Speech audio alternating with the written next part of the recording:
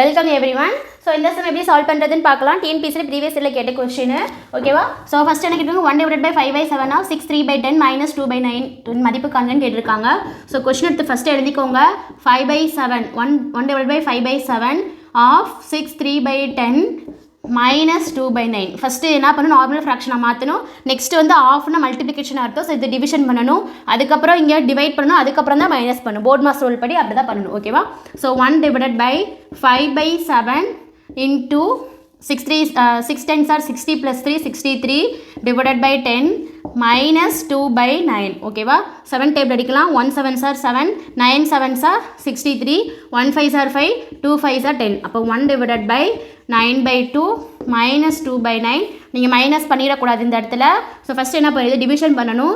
So இது என்ன பண்ணுன்னா, மல்டிப்ளிகேஷனை மாற்றும் போது ரெசிப்ரோக்கலாக மாறிடும். ஸோ 2/9 மாறிடும். minus 2/9.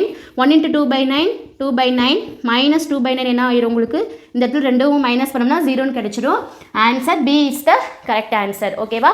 ஸோ இந்த சம்மில் டவுட்ஸ் இருக்கா? ஸோ டவுட்ஸ் இருந்துச்சுன்னா கமெண்ட் பண்ணுங்கள். தேங்க்யூ.